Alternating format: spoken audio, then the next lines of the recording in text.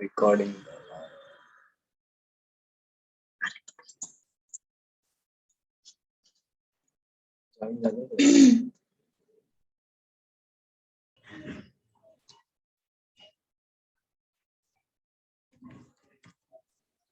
इस डे पे हम लोग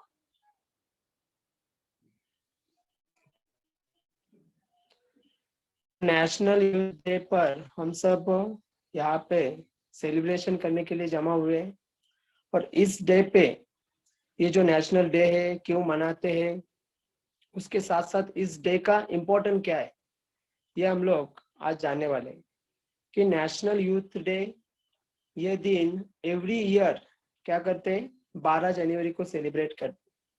क्यों करते? क्योंकि इस डे पे अपने देश के दो महान व्यक्तियों का जन्मदिन है और इन दोनों व्यक्तियों ने एक युवाओं को बनाने में या युवाओं को एक आगे बढ़ाने के लिए हमेशा क्या किया है, प्रयत्न किया।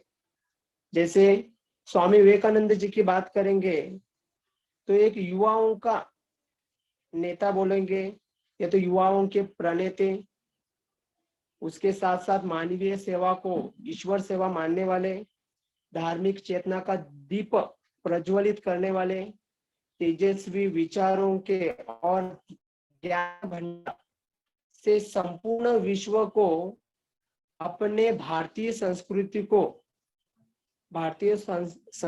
को पूरे विश्व में भारतीय संस्कृति की पहचान कराकर देने वाले यदि कोई व्यक्ति होंगे तो स्वामी विवेकानंद जी। स्वामी विवेकानंद जी का जन्म 12 जनवरी 1863 में हुआ था और उनका ही जन्मदिन एक युवा दिन करके मनाते। अभी युवा दिन क्यों करके मनाते हैं? क्योंकि उनका कहना यह था कि किसी भी देश के युवा उस देश का भविष्य होता है। उन युवाओं के ही हाथ में देश की उन्नति होना, देश का प्रोग्रेस होना, ये उसकी यदि डोर किसी के हाथ में होगी तो किसके हाथ में होती है? युवाओं के। और उन्होंने अक्सर युवाओं को क्या किया है? उन्होंने अक्सर युवाओं को एक देश को आगे बढ़ाने के लिए प्रोत्साहन किया, मोटिवेट किया है। इसीलिए उनका जन्मदिन युवा दिन करके मनाते। जैसे भारत को विजयी राष्ट्र बनाने के लिए या तो अंग्रेजों से छुटकारा पाने के लिए उन्होंने युवा वर्ग को चुना था और अपने देश के युवाओं को एक नई उमंग, नया जोश उनके दिल में बढ़ाने का यदि काम किसी ने किया होगा तो स्वामी विवेकानंद जी थे। इसीलिए उनका जन्मदिन युवा दिन करके मनाते, क्योंकि युवाओं के हाथ में ही क्या होता है? अपना देश का भविष्य होता है। स्वामी विवेकानंद की जो स्मरण शक्ति थी वो इतनी पावरफुल थी कि 1 घंटे में वो 700 पेजेस क्या करते थे, याद कर सकते थे। इतना वो स्मरण शक्ति के मामले में स्वामी विवेकानंद जी महान थे। उसके साथ साथ आज राष्ट्रीय युवा दिन है। स्वामी विवेकानंद जी का जिस तरह जन्मदिन है उसी तरह अपने महाराष्ट्र के जो आराध्य दैवत छत्रपति शिवाजी महाराज, इनकी माता जिजाऊ, उनका भी आज क्या है? जन्मदिन है। जिजाऊ तुम्ही नसता नसते झाले शिवराय, जिजाऊ तुम्ही नसता तर नसते झाले शिवराय, जिजाऊ तुम्ही नसता तर नसता मिळाला स्वराज्य सेवा। अशा या राजमातेला, राष्ट्रमातेला व हिंदवी स्वराज्याच्या जननीला माझा मानाचा मुजरा। आणि आजचा हा दिवस हम लोग क्या करते हैं? एक राष्ट्रीय नेशनल यूथ डे करके मनाने वाले। तो इस डे के बारे में जैसे स्वामी विवेकानंद हमेशा युवकों को मैसेज देते थे कि उठो, जागो और तब तक रुको मत जब तक आपको मंजिल नहीं मिलती। ऐसे वो हमेशा युवकों को क्या करते थे? संदेश देते थे। युवकों के मन में जोश, उमंग भरने का काम करते थे, इसीलिए उनका जन्मदिन एक नेशनल यूथ डे या राष्ट्रीय युवक दिन करके मनाते। तो इस तरह इस डे के बारे में, डे क्यों मनाते आप सभी को पता चला होगा। इस डे के बारे में आप में से कोई युवा या तो युवा दिन के बारे में, या तो स्वामी विवेकानंद के बारे में, या तो राजमाता जिजाऊ के बारे में यदि कोई बोलना चाहता होगा तो वो बोल सकता है। चैट बॉक्स में आप लोग अपना नाम दे सकते हो, और इस डे के बारे में आप लोग हिंदी, इंग्लिश या मराठी किसी भी लैंग्वेज में बोल सकते हो। है कोई इच्छुक?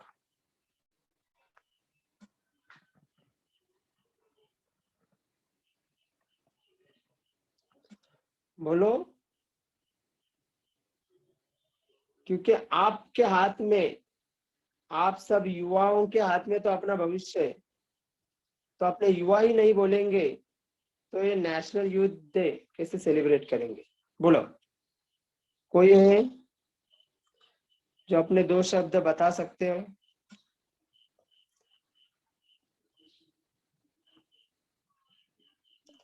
Students, Aniket Patil.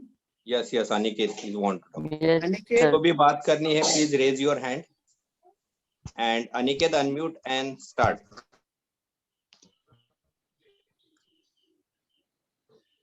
Okay sir. जाऊ मातांबद्दल बोलू. त्यांचा जन्म 12 जानेवारी इसवी सन 1598 मध्ये झाला आणि त्यांचा मृत्यू 17 जून इसवी सन 1674 मध्ये झाला. त्या शिवाजी महाराजांच्या माता होत्या. त्यांनी मराठा साम्राज्याचे त्यांना राजमाता, राष्ट्रमाता, जिजाबाई किंवा जिजाऊ म्हणून सुद्धा बोलले जाते. ते सिंदखेडचे लखुजी जाधव हे जिजाबाईंचे वडील व आईचे नाव म्हालसाबाई होते.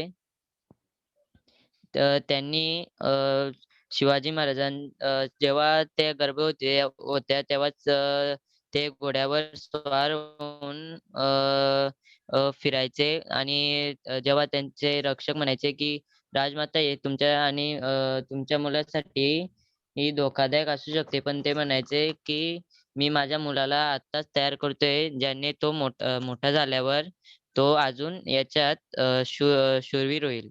अशा आपल्या राजमाता जिजाबाई होत्या. Thank you.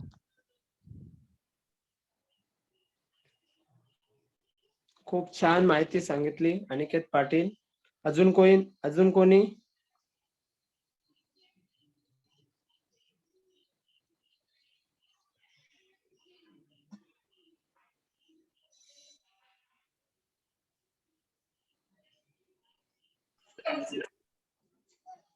Request to Samina madam, अगर आप कुछ बोलना चाहेंगे। Sameena ma'am. Yeah, good evening, everyone.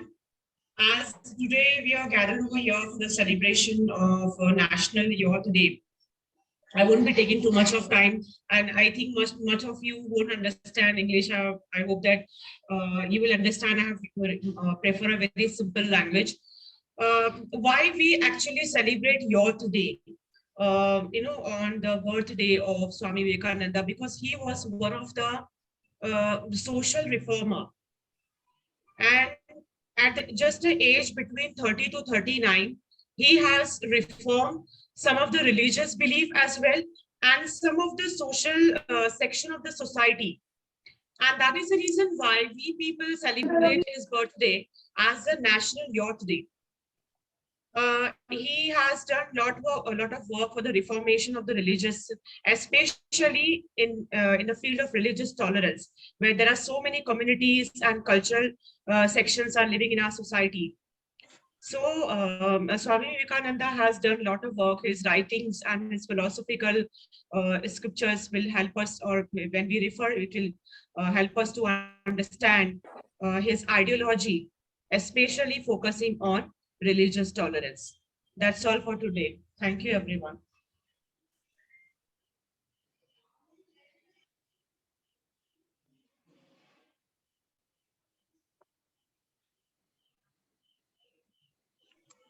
Yes, Sujay sir, go ahead. किसी को कुछ बोलना है? If anyone want to speak please raise your hand. Sameena ma'am and Sujay sir is there, they will take care of you. और चैट बॉक्स में आप लिख सकते हो आपको जो भी पता है. This is a platform. आपको जो भी पता है या आपको जो भी बोलना, you can please.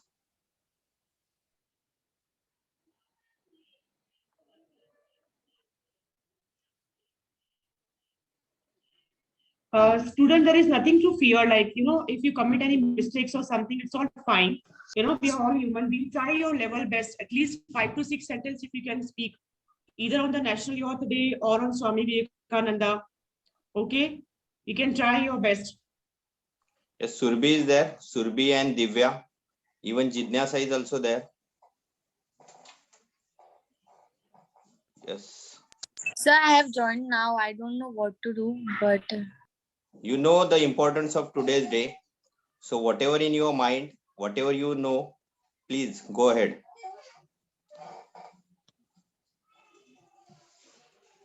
Okay.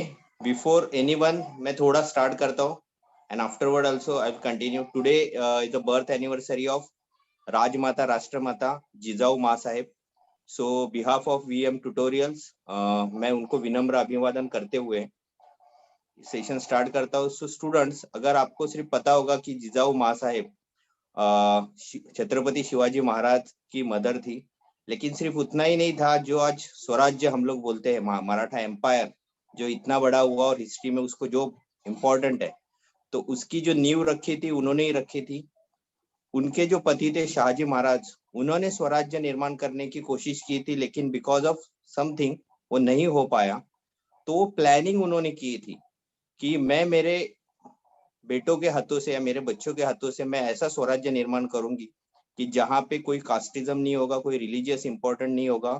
Human being को ह्यूमन बीइंग करके ट्रीट करेंगे, और जो जिसके पास जो क्वालिटी होगी उसके हिसाब से उसको इम्पोर्टेंट मिलेगा. और इसी की वजह से आफ्टर 350 ईयर्स आज भी हम लोग उन्हें याद करते. सिर्फ उन्होंने प्लानिंग ही नहीं की थी, लेकिन उन्होंने उसके लिए बहुत सारा सेक्रीफाइस भी किया था. अगर आपको पता होगा, शाहजी जो महाराज हैं, शिवाजी महाराज के पिता, वो बेंगलोर में रहते थे. और बेंगलोर में निजाम शाह के यहाँ पे उनको बहुत बड़ा वो ऑफिसर्स थे, और एक राजा महाराजा की तरह वो रहते थे वहां पे. तो वो चाहिए तो वहां पे रह के आराम से अपनी जिंदगी बिता सकते थे, लेकिन उन्होंने जो मन में ठाना था कि मुझे करके दिखाना है, उसके लिए वो पुणे आए. पुणे और सुपे करके जो एरिया उनको अलॉट किया था निजाम शाह ने कि वहां पे रहने के लिए आए, और वहां पे उन्होंने धीरे धीरे काम स्टार्ट किया. शिवाजी महाराज को ट्रेनिंग दी. जैसे अभी सुजय सर ने बताया कि जब शिवाजी महाराज के टाइम पे वो प्रेग्नेंट थी, वही टाइम से उन्होंने अच्छी अच्छी बुक्स रीड करना, इवन वॉर के टेक्निक्स एडप्ट करना स्टार्ट किया. और जैसे बोलते हैं हमारे इंडियन कल्चर में गर्भ संस्कार होता है, वैसे शिवाजी महाराज पे वो गर्भ संस्कार हुए, और उसके बाद वो इतना बड़ा काम कर पाए. सिर्फ वो उतने ही नहीं थे, वो एक वॉरियर भी थी.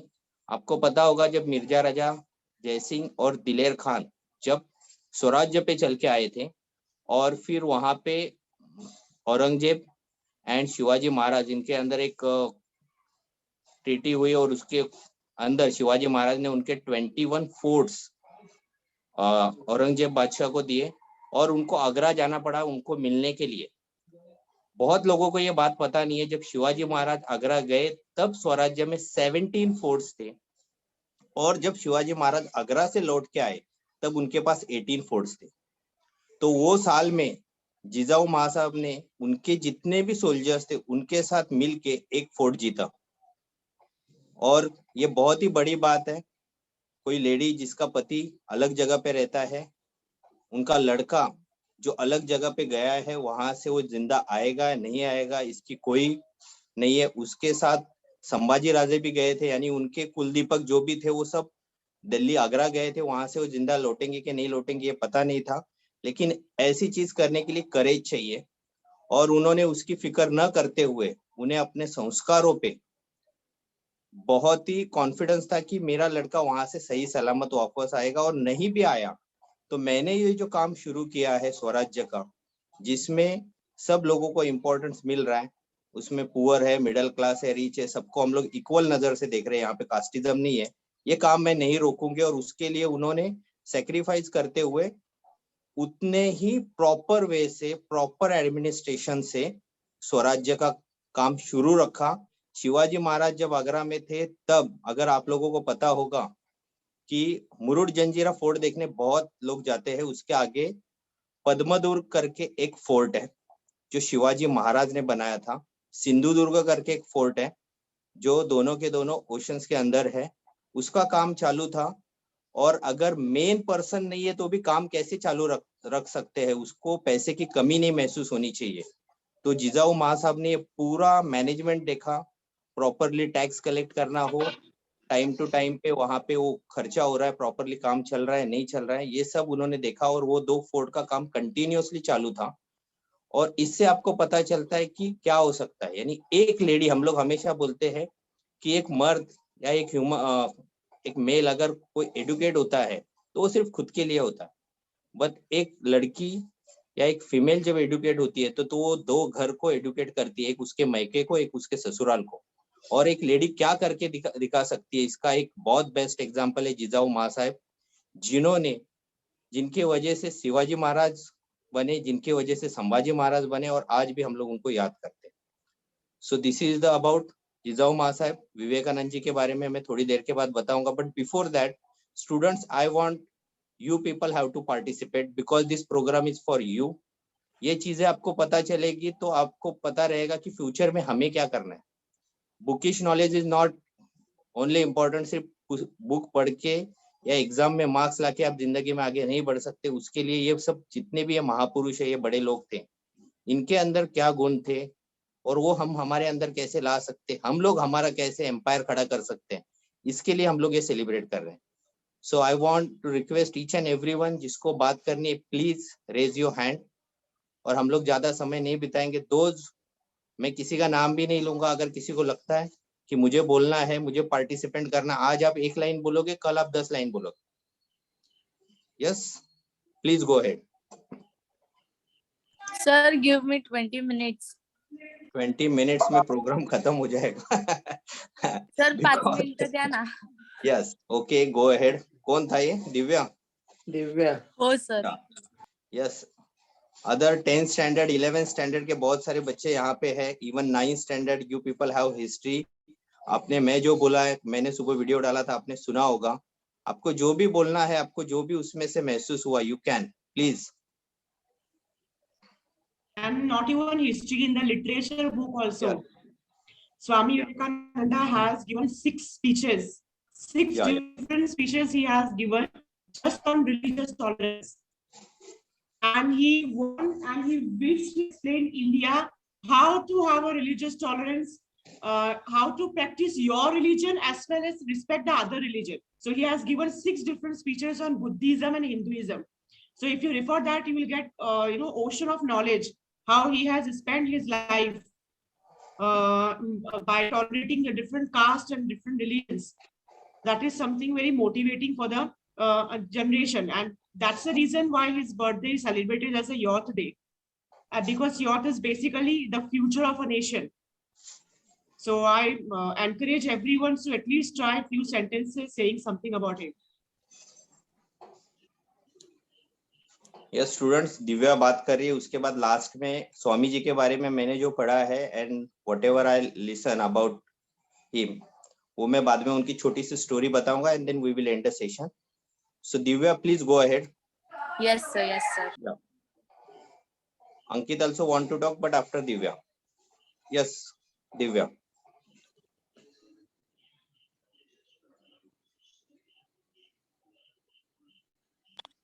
Hello everyone. Today myself Divya Vaibhav Bhoir. I'm there in front of you to tell this the memorable day of today. Today is the 12th Jan, which in India is known as National Youth Day. National youth day पर आता है स्वामी विवेकानंद जी का birthday आता है। और सबसे पहले India में हम लोग ने निकाला था 2011 में। सब थीम था एक, सबसे पहले भारत, और 2022 में येट टू बी अनाउंस्ड। अभी 2022 में आने वाला है yet to be Bharat get announced. और विवेकानंद जी का एक थोड़ा सा थॉट है की प्रत्येक चांगल्या गोष्टीची प्रथम चेष्टा होते. प्रत्येक चांगल्या गोष्टीची प्रथम चेष्टा होते, नंतर होतो त्याचा विरोध आणि शेवटी केला जातो स्वीकार. Thank you so much. Have a wonderful day.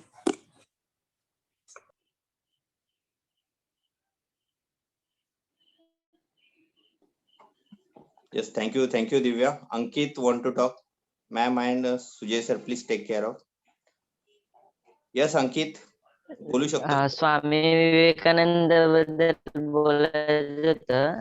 त्यांचं एक वाक्य होतं, उठा जागे व्हा आणि जो देहापर्यंत पोचत नाही थांबून आणि जेव्हा अंकित आवाज येत नाही बेटा. एका कार्यालय तेव्हा. अंकित आवाज येत नाही. हॅलो, आवाज क्लिअर येत नाही बेटा. हॅलो, आता Say येतोय का again. सर? हा आता येतो, बोल. हॅलो, हा येतो आवाज बेटा. स्वामी विवेकानंदांचं एक वाक्य होतं. ते परदेशात एकदा त्यांना एका कार्यक्रमात अनेक देशांचे ग्रंथ आणि भारताचे देखील ग्रंथ होते. तेव्हा भारताचा ग्रंथ हे सर्वात खाली होते आणि त्याच्यावरती दुसऱ्या देशांचे ग्रंथ होते. तेव्हा तिथले एक व्यक्ती म्हणाले स्वामी विवेकानंदांना की तुमचं ग्रंथ सर्वात खाली आहेत आणि तुम्ही सुद्धा सर्वात खालीच राहाल. तुमचा देश सुद्धा सर्वात खालीच राहाल. तेव्हा स्वामी विवेकानंद खूप सुंदर असं उत्तर दिलं की जर आमचा ग्रंथ जर तिथून जर बाजूला जर काढले पटकन तर सर्व ग्रंथ खाली पडतील. तसंच तुम्ही देश सुद्धा खाली पडाल. कारण तुम्ही जसं तुमचे ग्रंथ आमच्या ग्रंथावर निर्भर आहेत, तसेच तुमचे देश देखील आमच्या देशावर निर्भर आहेत. बस सर, एवढंच.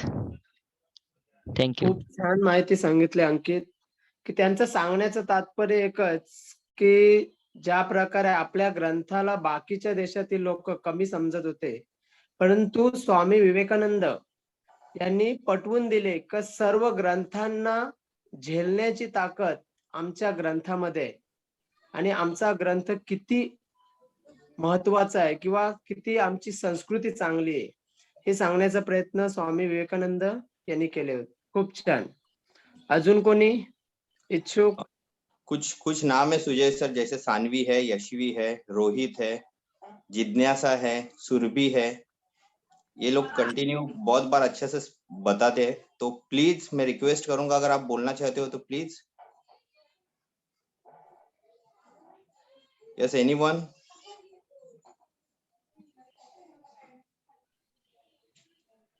किसी को बोलना होगा तो बोल सकते हो आप लोग. आप लोगों का डे है, नेशनल यूथ डे. आने वाले भविष्य है आप लोग, अपने देश का भविष्य आप लोगों के ऊपर डिपेंड है होगा. तो आप लोग अपने एक युवा नेशनल डे के दिन या तो स्वामी विवेकानंद जी के बारे में या तो माता जिजा माता के बारे में आप बोल सकते हो, कोई भी. सुजय सर, थोड़ा मैं विवेकानंद जी के बारे में बताता हूँ. तब तक इफ एनीवन इज इंटरेस्टेड तो आप आपका हैंड रेज करके रखिए, आपको चांस दिया जाएगा. अदरवाइज उसके बाद वोट ऑफ थैंक्स होगा. May be Sameena ma'am will give and then we will end the session. तो स्टूडेंट्स, स्वामी विवेकानंद जी के बारे में थोड़ा मैंने जो पढ़ा है, मैंने जो सुना है, सबसे सॉरी, म्यूट योरसेल्फ एवरीवन.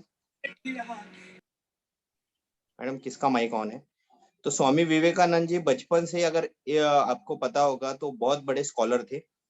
उनके पापा लॉयर थे और उनके घर पे अलग अलग कास्ट और अलग अलग रिलीजन के लोग आते थे. Sorry, who is there? हाँ, तो वो टाइम पे ऐसा सिचुएशन था यस कि सबको हुक्का पीना, यानी घर पे आज हम लोग आते हैं जैसे चाय पानी होता है, तो वो टाइम पे हुक्का एक कल्चर था. अभी भी कल्चर है, यंगस्टर हमारे बहुत बार जाते हुक्का पीने. सो वो हुक्के का कल्चर था. तो उनके घर में 10-12 अलग अलग टाइप के हुक्का होते थे. उसमें से कोई मुस्लिम के लिए है, कोई क्रिश्चियन के लिए है, कोई हिंदू के लिए है. उसमें भी कास्टिज्म के वजह, कोई ब्राह्मण के लिए है, कोई शूद्र, ऐसे डिफरेंट कास्ट एंड रिलीजन के लिए अलग अलग हुक्का रखते थे. और वो वो कास्ट वो रिलीजन का कोई आएगा तो हुक्का उनके लिए वो स्पेशली रखा जाता था। तो स्वामी जी को बताया गया था उनके घर से कि ये उनके लिए है, इसको हाथ नहीं लगाना है या इससे हुक्का नहीं पीना है।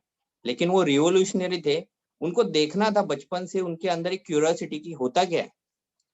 तो उन्होंने एक दिन क्या किया, घर में कोई नहीं ना, तो सब हुक्के एक एक बार पी के देखे और देखा कि होता क्या है इससे। मैं अगर मुस्लिम बंदे का हुक्का पीऊंगा तो क्या होगा, या मैं किसी शूद्र का पीऊंगा या मैं किसी ब्राह्मण का पीऊंगा तो होगा क्या इससे। तो उन्होंने जब देखा कि इससे कुछ नहीं होता है, तभी उनके माइंड में होने लगा कि ये सब चीजें कुछ ना कुछ हम लोगों ने बनाई है, ऊपर वाले ने भेजते वक्त हम सबको इक्वली भेजा है, लेकिन ये सब दरारें हम लोगों ने बनाई। दूसरी चीज, जब उनको रामचंद्र परमहंस जो उनके गुरु थे वो जब उनको लेके गए, अच्छा, और एक अच्छी बात है कि स्वामी विवेकानंद एक बहुत अच्छे कुक थे और एक बहुत अच्छे खवैये थे। खवैये अगर पता होगा, जिसको अलग अलग चीजें खाने भी अच्छी लगती है और बनाने भी अच्छी लगती है, और खवैये के साथ वो बहुत अच्छे गवैये भी थे, उनकी आवाज भी बहुत अच्छी थी। और जब उनका गाना रामचंद्र परमहंस ने कहीं पे सुना तो वो उनको लेके गए और उनको बोला कि तू कहाँ था, मैं तुझे कब से ढूंढ रहा हूँ। यानी एक अच्छा गुरु को एक अच्छे शिष्य की हमेशा तलाश होती है। और फिर वो उनको लेके जाते थे जहाँ पे भी उनके प्रवचन होते थे, और स्वामी जी वहां पे सिर्फ इसके लिए जाते थे कि प्रवचन खत्म होने के बाद बंगाली मिठाई मिलती है, तो प्रवचन सुनने बिल्कुल नहीं जाते थे। इवन स्वामी जी ने कहीं पे लिख के रखा है कि अगर आपको लाइफ में कुछ अच्छा बनना है या आगे जाना है तो कोई रिलीजियस प्रवचन सुनने से अच्छा आप फुटबॉल जाओ, ग्राउंड पे जाओ और खेलो। और उनके टाइम पे वो फुटबॉल टीम के कैप्टन थे, बहुत अच्छा फुटबॉल भी खेलते थे। यानी उनका कहना है जो जो चीजें हैं अपने अपने टाइम पे होनी चाहिए। आप आज एजुकेशन ले रहे हो तो आपको प्रॉपर एजुकेशन भी लेना चाहिए और आपको खेलकूद करना चाहिए, जिससे आप मेंटली भी फिट होंगे और फिजिकली भी फिट होंगे। उसके बाद जैसे सुजय सर ने बताया, वो बहुत ही फास्ट रीडर थे।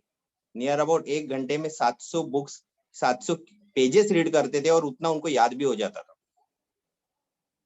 यानी कहीं पे वो स्कॉलर यानी पढ़ाई यानी बाकी सब चीजों में कहीं पे भी उन्होंने शॉर्टकट नहीं यूज किया। इसके लिए आज हम लोग उनको याद करते हैं। बड़े लोग सिर्फ एक काम की वजह से अच्छा नहीं होते, लोग आज भी स्वामी विवेकानंद जी का नाम आता है तो शिकागो की जो रिलीजियस कॉन्फ्रेंस थी उसके वजह से उनको जाना जाता है कि वहां पे जाके उन्होंने जो स्पीच डिलीवर की, that is world class speech. Swami ji का नंबर पहला था, लेकिन because of some technical reason वो लास्ट में आया। और अगर आपको पता होगा कि उन्होंने जो स्टार्ट किया था, एनीवन नोज कि क्या वर्ड से उन्होंने स्टार्ट किया था स्पीच। यानी वो टाइम पे लोग स्टार्ट करते थे लेडीज एंड जेंटलमैन, लेकिन स्वामी जी ने कुछ अलग वर्ड्स यूज किए थे। Anyone knows?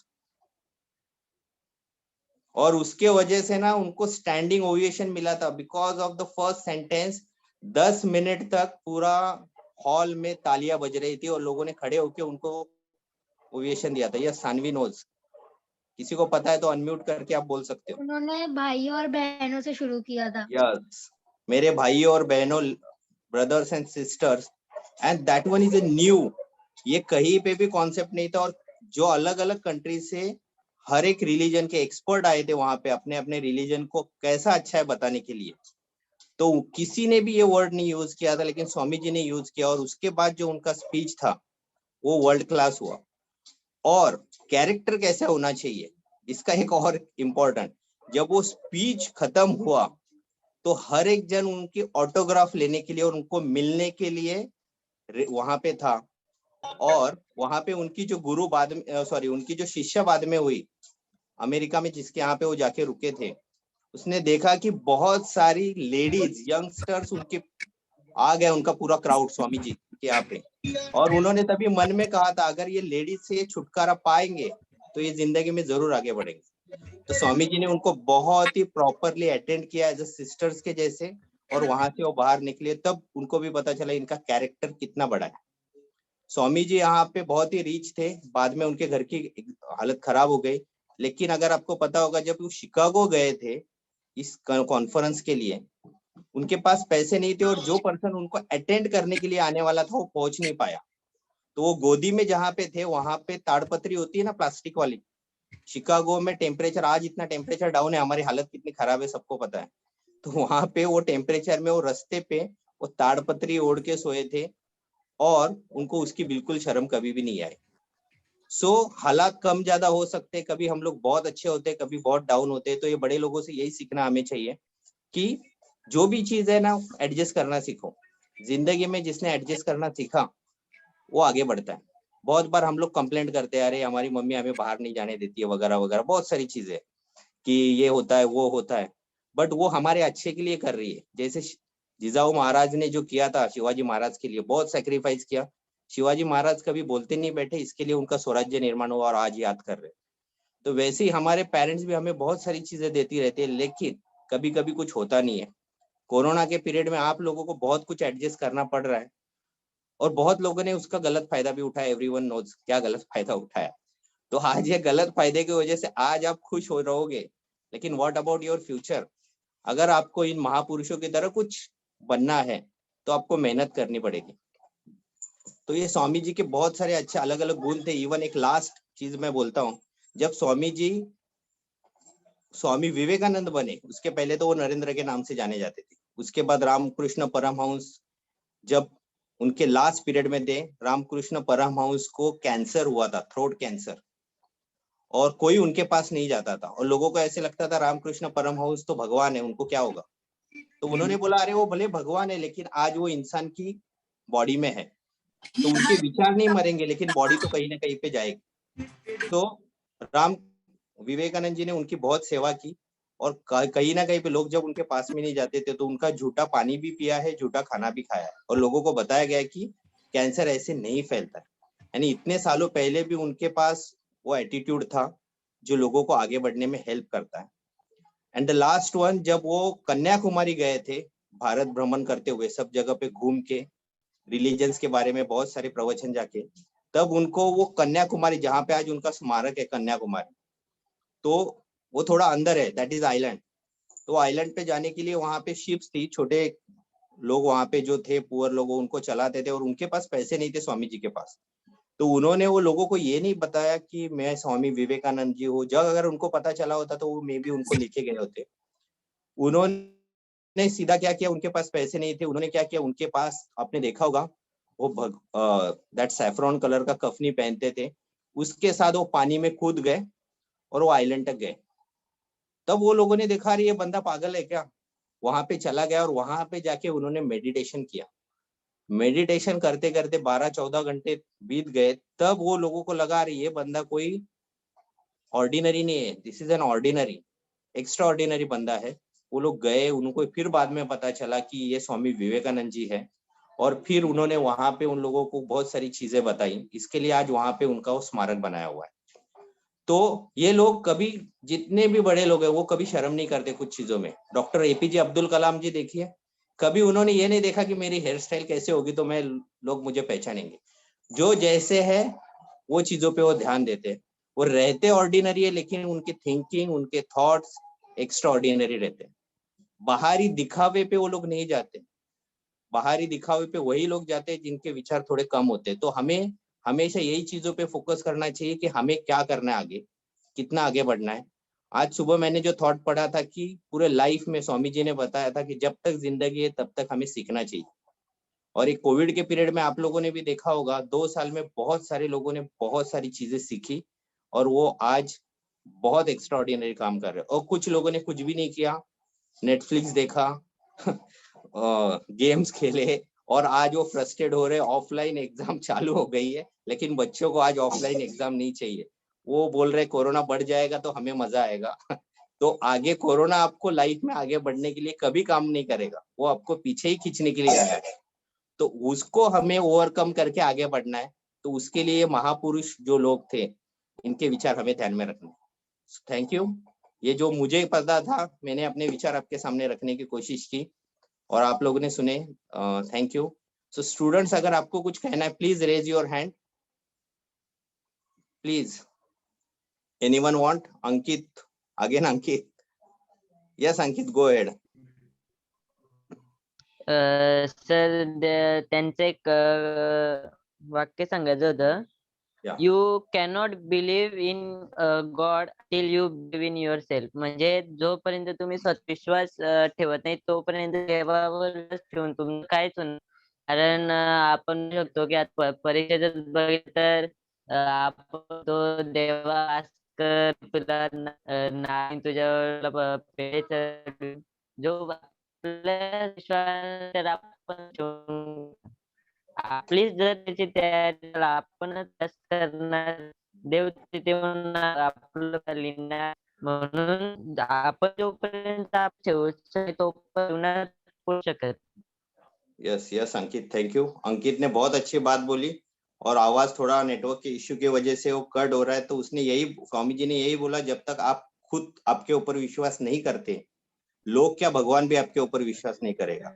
और ये सेंटेंस ना आपका कॉन्फिडेंस बढ़ाने के लिए बहुत इंपॉर्टेंट है. यस दिव्या, खुद के ऊपर विश्वास करो, लोग आपके ऊपर बराबर विश्वास करेंगे. और कॉन्फिडेंस आता कहाँ से? जो हमारे पास नॉलेज है, हम लोग ने जो मेहनत की है, या हर एक को ऊपर वाले ने भेजते हो बहुत सारी क्वालिटीज दी, तो अपने क्वालिटीज पे काम करो और कॉन्फिडेंस बढ़ाओ. और लास्ट बोलते बोलते मैं जा रहा हूँ, स्वामी जी बचपन में जब उनको लोग बोलते थे ना, कोई जाता मंदिर में, कोई मस्जिद में, कोई यहाँ पे जाके पूजा करते थे, वो हर एक एक्सपर्ट को जाके पूछते थे, आपने ऊपर वाले को देखा है क्या, भगवान को देखा है क्या, अल्लाह को देखा है क्या, जीसस को देखा है क्या.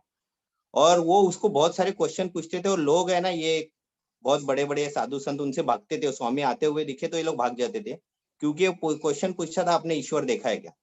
अगर देखा है तो फिर वो कैसे दिखता है, क्योंकि हमारे यहाँ पे ऊपर वाले की बहुत अलग अलग इमेजेस है, तो एग्जैक्टली वो दिखता कैसे, वो क्यूरियोसिटी उनके अंदर थी, और वो कभी डरे नहीं कि बड़े लोगों को मैं पूछूं कैसे.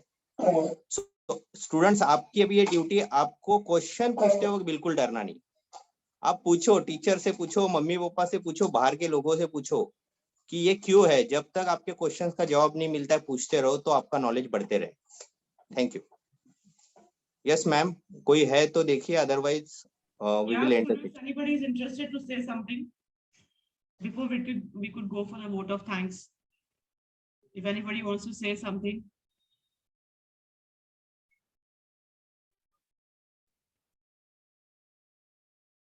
Okay. Go So ahead. yeah. So before beginning with the vote of thanks, I'll begin with the quote of Swami Vivekananda. He said that the power, the supreme authority is within yourself. So when you feel that you have that supreme authority or supreme power within yourself, that means it's a best encouragement, you can do anything. So with this quote, a very short one, I would like to thank Mahesh sir. He has given me this opportunity to give vote of thanks to everyone. And we have got a good knowledge and information from him with regards to Jijau Mata and Swami Vivekananda. This evening was like, and I was engrossed with the knowledge which is being shared historically for both the important person. And for your today, you are all the youth of the day, but I was expecting you would have said something, more students would have come up and said something. So better try next time. Thank you, everyone. Thank you, sir, so much. Thank you, Sujay, sir. Excellent work, Divya. Those students and Ankit, you have taken part. Excellent. Okay, well done. Thank you. Thanks to all. Okay, thank you everyone. Yes, Shubham sir, end the meeting.